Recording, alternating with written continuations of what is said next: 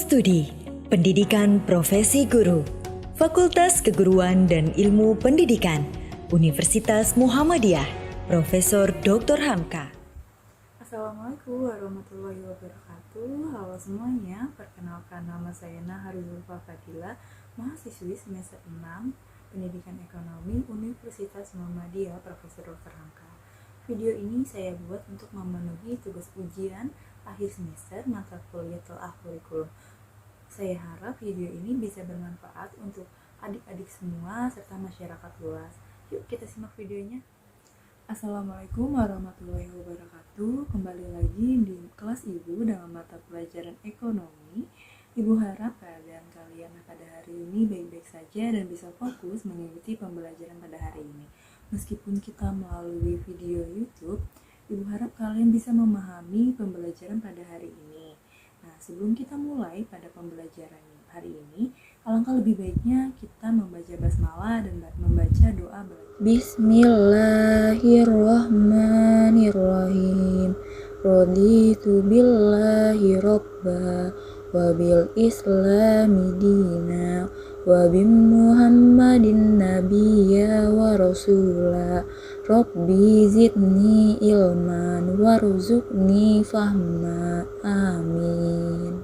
Untuk anak-anak semuanya, jangan lupa mengisi absen melalui Google Form yang linknya sudah Ibu share ke grup WhatsApp serta tersedia di bawah video YouTube ini. Nah, setelah kalian mengisi absen di Google Form, kalian menyiapkan alat tulis untuk merangkum materi pada hari ini dan hasil rangkuman itu akan dikirimkan ke Google Classroom kelas ekonomi. Sebelum kita memasuki materi pada hari ini, Ibu ingin mengulas sedikit materi minggu lalu, yaitu tentang keuangan. Di sini Ibu ada cuplikan video yang menggambarkan apa itu uang, fungsi uang, lalu sebelum ada uang itu kita melakukan transaksi menggunakan apa. Nah, silakan disimak videonya dengan baik. Pada dasarnya manusia tidak bisa menghasilkan semua barang yang dibutuhkan. Maka dari itu, manusia melakukan sistem barter untuk memperoleh barang yang mereka butuhkan. Bagaimana contoh dari sistem barter? Misalnya, Adi mempunyai kue, tetapi Adi tidak mempunyai beras. Adi bisa menukarkan kuenya dengan secanting beras.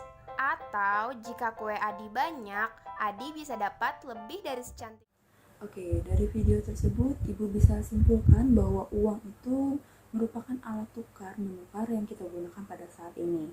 Nah, alat tukar menukar itu atau yang bisa kita sebut uang pada saat ini itu mempermudah kita dalam mendapatkan barang dan jasa. Sebelum kita menggunakan uang, kita flashback ke masa lalu terlebih dahulu, kita melakukan transaksinya itu melalui barter atau tukar menukar barang. Namun pada saat ini tuh caranya lebih mudah karena kita sudah memiliki alat transaksi, yaitu selembar uang kertas, yaitu yang kita bisa gunakan untuk membeli barang, jasa, ataupun yang lain-lainnya.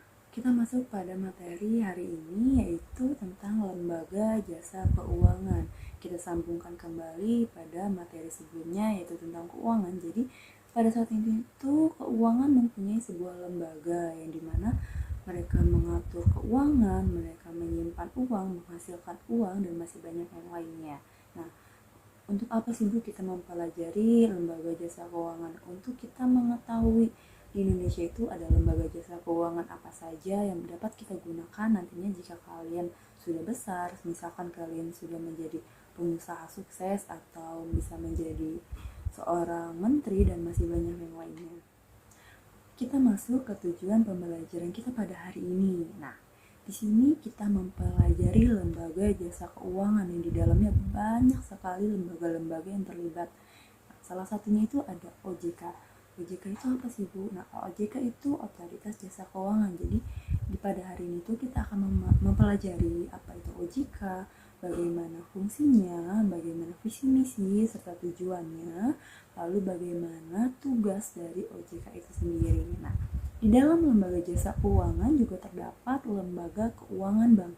Nah, pada hari ini kita tidak akan membahas tentang OJK saja, kita akan membahas tentang bank.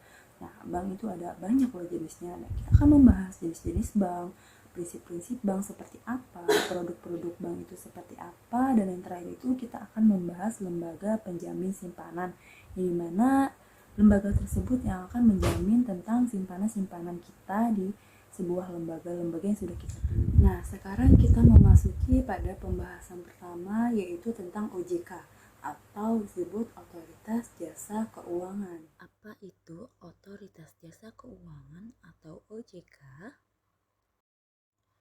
Otoritas Jasa Keuangan menurut Undang-Undang Nomor 21 Tahun 2011 adalah lembaga yang independen dan bebas dari campur tangan pihak lain, yang mempunyai fungsi, tugas, dan wewenang peraturan, pengawasan, pemeriksaan, dan penyidikan terhadap keseluruhan kegiatan di sektor jasa keuangan. Otoritas Jasa Keuangan memiliki visi dan misi. Visinya yaitu menjadi lembaga pengawas industri jasa keuangan yang terpercaya, melindungi kepentingan konsumen dan masyarakat, dan mampu mewujudkan industri jasa keuangan menjadi pilar perekonomian nasional yang berdaya saing global serta dapat memajukan kesejahteraan umum. Sedangkan misinya yang pertama, mewujudkan terselenggaranya seluruh kegiatan di dalam sektor jasa keuangan secara teratur, adil, transparan, dan akuntabel. Yang kedua, mewujudkan sistem keuangan yang tumbuh secara berkelanjutan dan stabil. Dan yang terakhir, yang ketiga, melindungi kepentingan konsumen dan masyarakat. Tujuan Otoritas Jasa Keuangan atau OJK.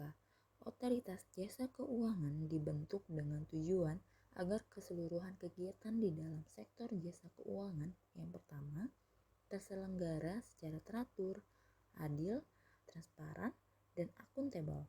Yang kedua, mampu mewujudkan sistem keuangan yang tumbuh secara berkelanjutan dan stabil. Dan yang terakhir, mampu melindungi kepentingan konsumen dan masyarakat. Fungsi Otoritas Jasa Keuangan atau OJK adalah menyelenggarakan sistem pengaturan dan pengawasan yang terintegrasi terhadap keseluruhan kegiatan di sektor jasa keuangan. Fungsi OJK ini secara penuh baru dijalankan pada akhir tahun 2013 ketika pengawasan perbankan yang sebelumnya merupakan tugas dari Bank Indonesia beralih menjadi tugas sekaligus fungsi OJK. Sebelumnya sejak tahun 2012 telah dimulai berjalannya fungsi OJK secara bertahap satu demi satu sampai pada tahun 2013 resmi berjalan sepenuhnya dengan fungsi dan tugas yang penuh pula. Tugas Otoritas Jasa Keuangan atau OJK itu terbagi menjadi 3. Yang pertama, mengatur dan mengawasi kegiatan jasa keuangan di sektor perbankan. Yang kedua, mengatur dan mengawasi kegiatan jasa keuangan di sektor pasar modal. Dan yang ketiga, mengatur dan mengawasi kegiatan jasa keuangan di sektor perasuransian, dana pensiun, lembaga pembiayaan, dan lembaga jasa keuangan lainnya. Gimana anak-anak semuanya tentang materi Otoritas Jasa Keuangan atau OJK? Jika kalian masih belum paham atau menurut kalian ibu kurang dalam menjelaskannya atau masih ada yang belum jelas, kalian bisa menanyakannya di kolom komentar atau melalui grup WhatsApp. Ibu akan menjawab pertanyaan-pertanyaan kalian. Setelah ini kita akan memasuki pembahasan selanjutnya, yaitu tentang lembaga jasa keuangan, yang dimana ada lembaga keuangan bank dan lembaga keuangan non-bank. Kita akan membahas salah satunya terlebih dahulu pada pertemuan hari ini, yaitu tentang lembaga keuangan bank. Lembaga keuangan itu sendiri terbagi menjadi 2, yaitu ada lembaga keuangan bank dan lembaga keuangan non-bank. Contoh dari lembaga keuangan bank itu seperti bank sentral, bank umum, bank perkreditan rakyat. Nah, untuk lembaga keuangan non-bank itu sendiri seperti asuransi, pegadaian, serta bursa efek, dan masih banyak yang lainnya. Jadi pada hari ini tuh kita cukup membahas tentang lembaga keuangan bank itu sendiri. Jadi anak-anak, di sini ada pengertian lembaga keuangan menurut Kasmir tahun 2012 yang dimana lembaga keuangan yang memberikan jasa keuangan yang paling lengkap, mulai dari menyalurkan dana atau memberikan pinjaman serta menghimpun dana dalam bentuk simpanan. Nah, di sini terdapat pengertian bank menurut Undang-Undang Nomor 10 Tahun 1998 yang dimana bank adalah badan usaha yang menghimpun dana dari masyarakat dalam bentuk simpanan dan menyalurkannya dalam bentuk kredit dan bentuk-bentuk lainnya dalam rangka meningkatkan taraf hidup masyarakat. Nah, di sini terdapat fungsi bank dan ada anak-anak sekumpulan anak-anak sedang mengobrol apa sih itu fungsi bank. Jadi fungsi bank itu untuk menghimpun dana, menyalurkan kredit dan memberikan pelayanan loh, itu katanya. Jadi yang pertama itu tadi mereka mengatakan yang pertama ada menghimpun dana. Jadi untuk menjalankan fungsinya sebagai menghimpun dana, bank itu memiliki sumber dana. Yang pertama itu ada dana sendiri dan yang kedua itu ada dari masyarakat. Dan yang kedua itu tadi mereka mengatakan bahwa bank itu berfungsi sebagai menyalurkan kredit. Nah, menyalurkan kredit ini bank menyalurkan kredit kembali dana yang dihimpun dalam bentuk kredit kepada masyarakat yang memerlukan dana untuk kegiatan usaha seperti investasi, modal kerja atau untuk kegiatan konsumsi. Dan yang terakhir, mereka mengatakan bahwa fungsi bank itu memberikan pelayanan loh. Nah, memberikan pelayanan seperti apa? Jadi, bank itu juga berfungsi sebagai pelayan lalu lintas pembayaran berupa transfer dana, inkaso, cek, kartu kredit, uang elektronik atau e-money, dan pelayanan lainnya. Kita masuk ke dalam materi jenis lembaga keuangan bank. Sebelum kita masuk, gimana nih teman-teman? Apakah sudah tergambarkan seperti apa itu bank? Nah, di sini terdapat jenis-jenisnya, terbagi menjadi 3. Yang pertama itu ada bank sentral, yang kedua ada bank umum, dan yang terakhir itu ada BPR atau Bank Perkreditan Rakyat. Lalu apa sih itu bank sentral, Bu? Jadi bank sentral itu adalah sebuah badan keuangan yang pada umumnya dimiliki pemerintah serta menjamin agar kegiatan badan-badan keuangan tersebut dapat menciptakan tingkat kegiatan ekonomi yang tinggi dan stabil. Seperti itu anak-anak semuanya. Nah, mengapa dari awal kita membahas tentang bank sentral itu selalu ada logo BI? Jadi, Bank Indonesia itu merupakan bank sentralnya Indonesia. Bank Indonesia itu sendiri merupakan lembaga independen tanpa campur tangan pihak-pihak lain terkecuali yang sudah diatur dalam undang-undang tersebut. Bank sentral atau BI.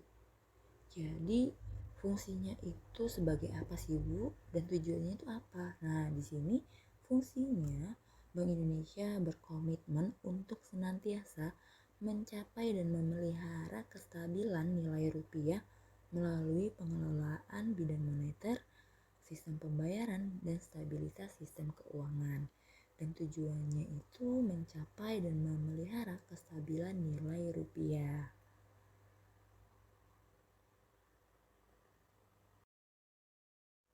Nah, selain bank sentral tadi sudah kita bahas yang dimana di Indonesia itu bank sentralnya adalah Bank Indonesia. Jadi di sini kita bahas 2 bentuk bank selanjutnya.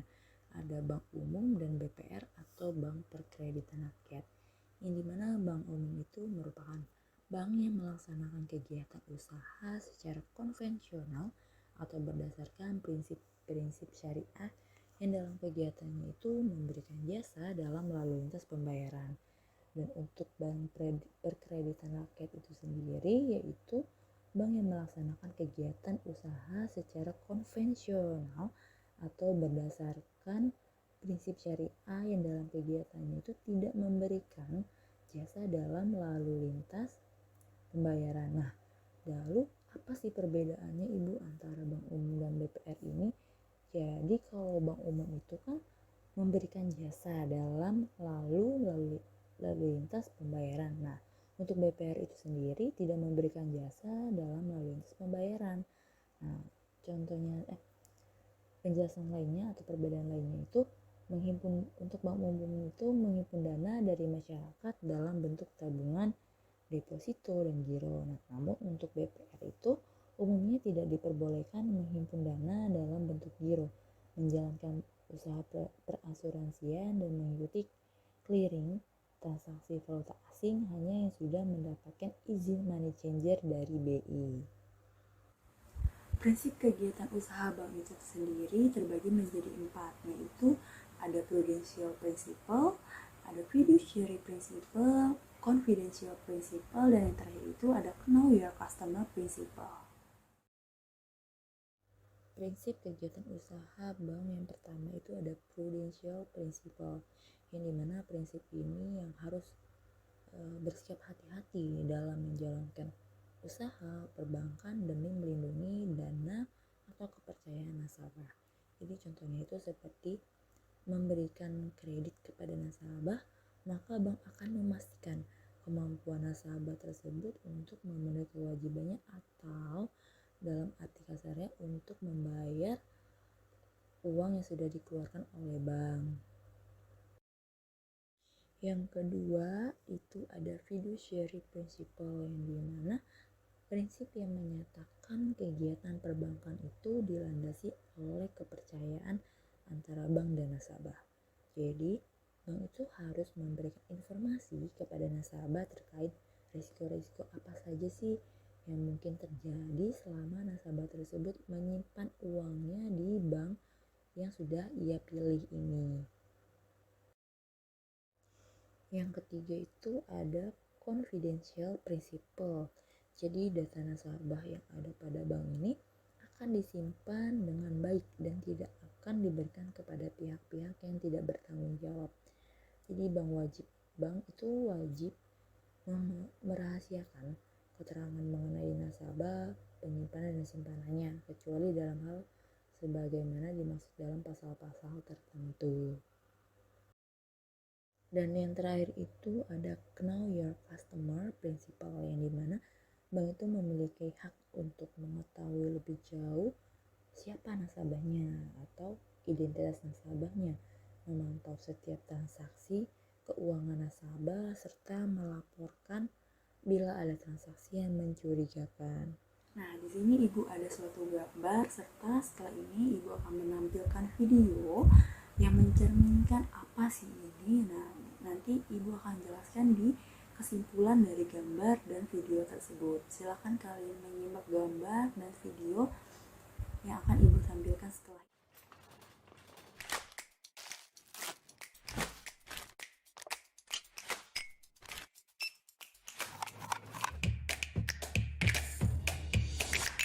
Selamat siang, Pak. Selamat siang, Mbak. Bayar tunai atau pakai kartu debit? Pakai Mandiri Debit ya, Mbak? Silakan PIN 6 digitnya. Jadi, video dan gambar tersebut menjelaskan tentang atau menggambarkan tentang seseorang yang sedang melakukan transaksi di suatu tempat atau di supermarket dan masih banyak yang lainnya. Nah, seseorang itu menggunakan kartu untuk membayar belanjaan yang sudah mereka pilih. Jadi, kartu tersebut itu apa? Jadi, kartu tersebut itu merupakan salah satu contoh produk dan layanan bank. Nah, setelah ini kita akan membahas apa saja produk dan layanan bank itu sendiri. Nah, dari penjelasan gambar dan videonya, jadi di sini ada beberapa produk dan layanan bank. Nah, yang pertama itu ada simpanan, penyaluran dana, dan produk lainnya. Dalam simpanan itu contohnya seperti tabungan, deposito berjangka, sertifikat deposito, serta giro. Untuk penyaluran dana itu seperti kredit konsumtif dan kredit produktif, atau bisa disebutnya modal, kerja, atau investasi. Dan yang terakhir itu ada produk lainnya. Nah, di sini banyak sekali yang sudah kita gunakan. Itu seperti transfer dana, kartu debit, kartu kredit, valuta asing, money changer, travelers, checkway atau TC, dan lain-lainnya.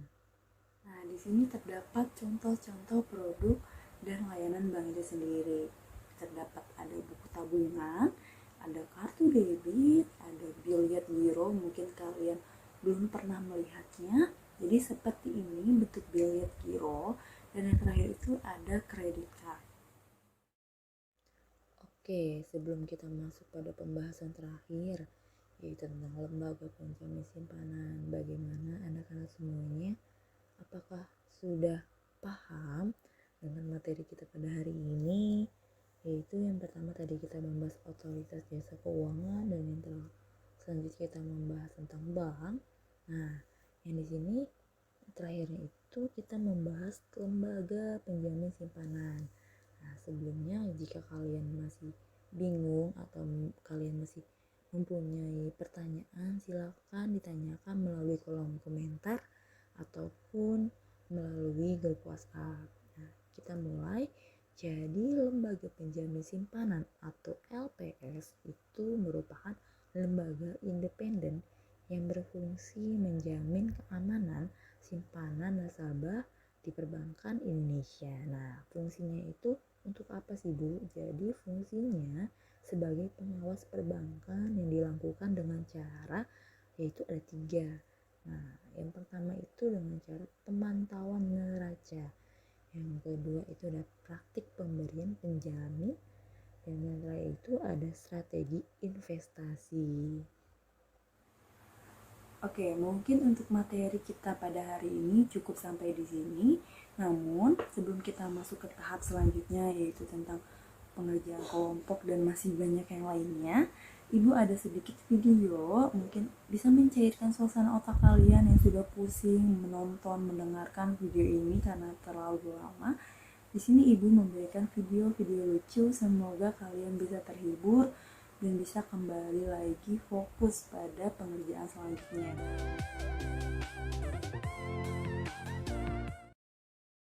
Negara mana yang hanya terdapat 2 wanita saja?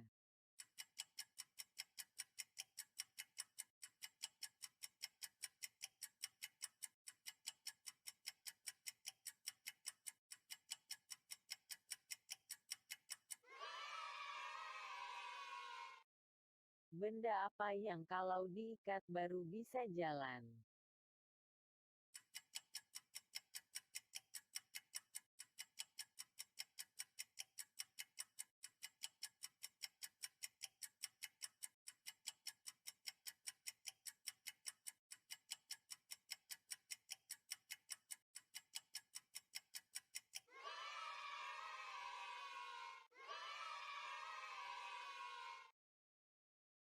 Nasi apa yang Nah, gimana teman-teman semuanya? Apa sudah mulai rileks pikiran kalian atau bisa lebih fokus lagi pada video pembelajaran hari ini?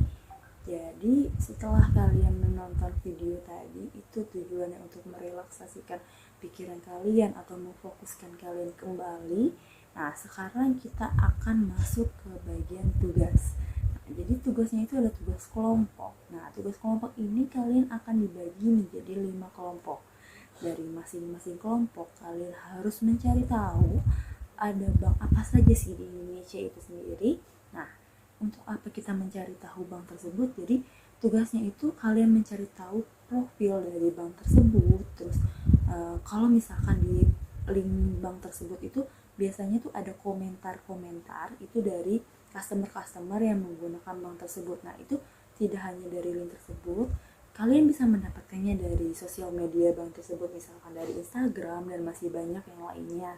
Jadi kalian deskripsikan dari misalkan profil bank tersebut, lalu dari komentarnya itu kalian jadikan satu, permasalahannya itu apa aja.